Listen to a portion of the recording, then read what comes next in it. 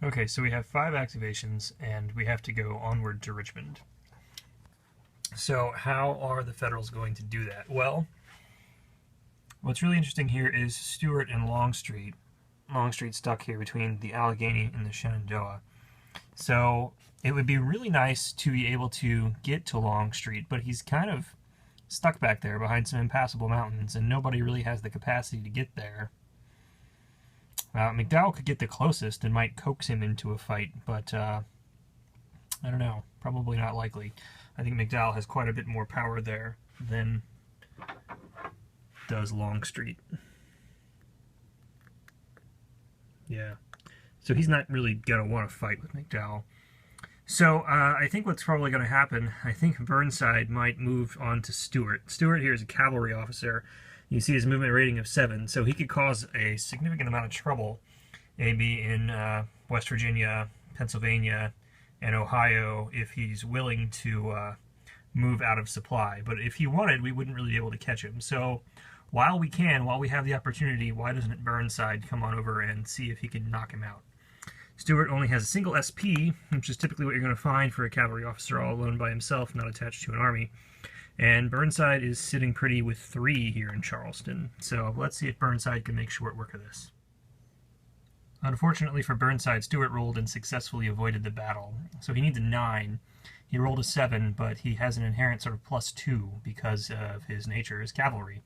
He's more mobile. So he successfully avoids the battle, and he will withdraw southwest to this hex here. So Burnside didn't get the fight he was looking for. We'll use another activation to take these SPs in Philadelphia, who are stacked here with 2 different naval points, all the way down to land unopposed at the Hatteras Inlet, which has the effect of degrading the blockade marker for the North Atlantic by 1. And we have 3 more activations, and we still have to move on Virginia somehow. It doesn't satisfy our on to Richmond requirement, but I think we're going to send McDowell down from Grafton, because Longstreet can't really get there in his one turn. So 1, 2, 3, 4. Of course, if Longstreet were to move there during the Confederate half of this action phase, and then the Confederates ended up having the initiative in the first half of the next action phase, he could go right into Grafton. He'd be effectively moving twice in a row. But let's put McDowell down to get there on his 4 movement points. He'd have to go to Philippi 1, 2, 3, and then he'll move in. But will he catch Stuart? Does Stuart want to fight? Stuart does not want to fight. He's definitely at a disadvantage. So Stuart needs a 7 at least to avoid.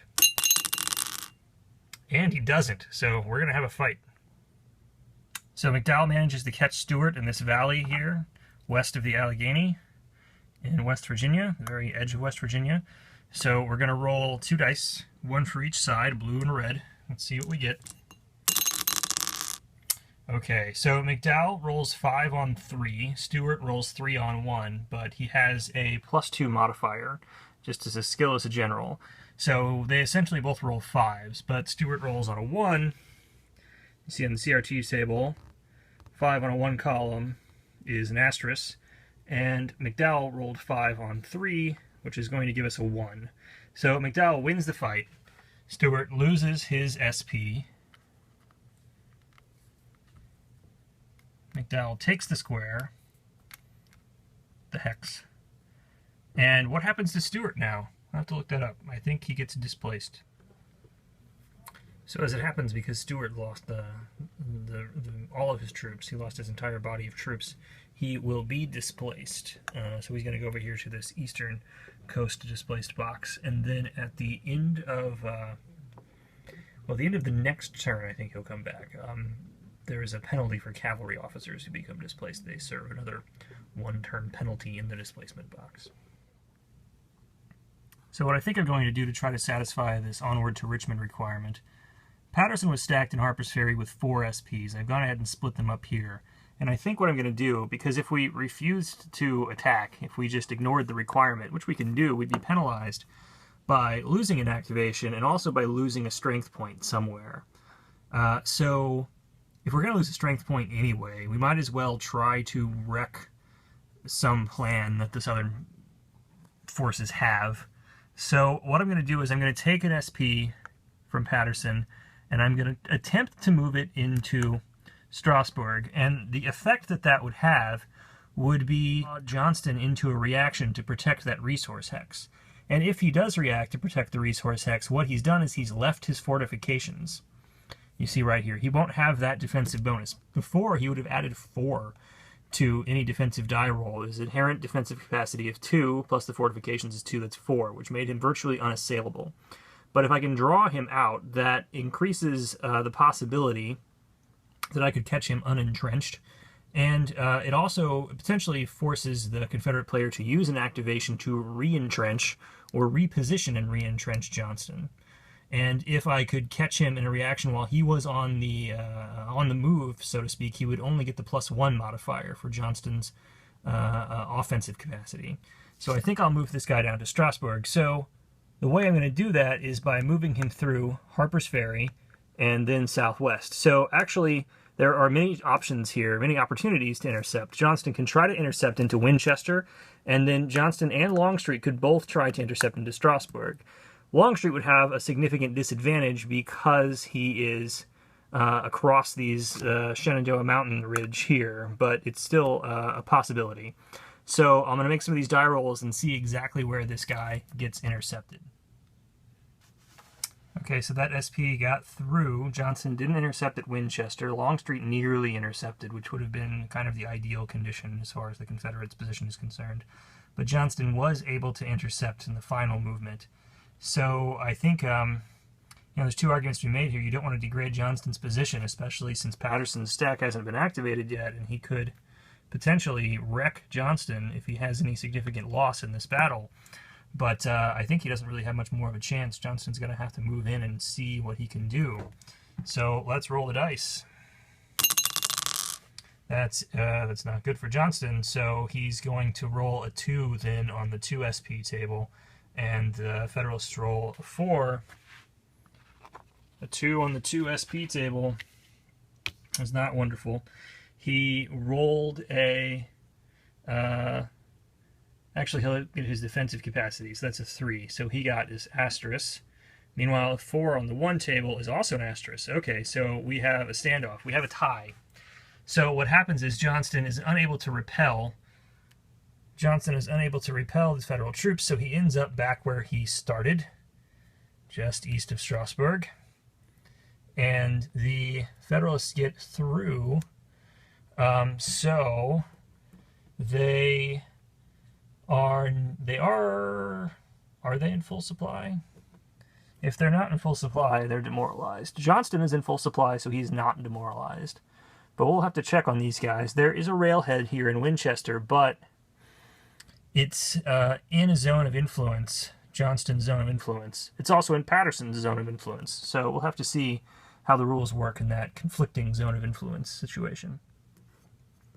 So it would seem that this 1 SP is essentially surrounded in Harper's Ferry, even though both Patterson and Johnston are projecting a zone of influence into Harper's Ferry, and technically Harper's Ferry is still a Confederate railhead. It's not been changed to Union control, so it's not a supply source, but the 1 SP can't even trace a line of communication out because he's entirely encased in zones of influence. They don't cancel one another out. So he can't get any supplies in or out. So he is demoralized at the very least. And at the end of the round, we're going to have to check for supply. He's not going to have any supply. He's going to be in the foraging, which is going to reduce his movement and his defensive capacity. And he's probably going to just sort of wither and die. There might be some of the rules that I'm overlooking that cause that to happen even sooner. But... we were going to lose an SP anyway because we had this directive to attack some resource hex or something in the south. So, I mean, we might as well. We took a chance on trying to degrade Johnston's troop stack there a little bit. All right, so I've got 1 more action left, and I think I'm actually going to take 2 actions, and I'm going to use 2 special action cards in my last activation of this action phase. First, I'm going to use a Trans-Mississippi card. and I can add 2 movement points to Fremont's limit of here 3. So effectively giving him 5. He'll move from Rolla 1, pick this guy up 2, 3, and 4. The reason that I'm putting him there very deliberately is because if Price were to try and break his camp here in Springfield, he wouldn't be able to move northeast without risking being intercepted by Fremont for at least 2 hexes. He would have to go a sort of roundabout way north, which would drive him up towards Warsaw or Kansas City, and that would make it very easy for him to be cut off from supply, and it would just be a sort of bad decision for him. So this is a real defensive play here to get Fremont to guard the sort of approach to eastern Missouri, and also with the eye towards getting these troops over to Curtis in the future, who is a more capable, aggressive commander, and trying to knock Price out of Springfield.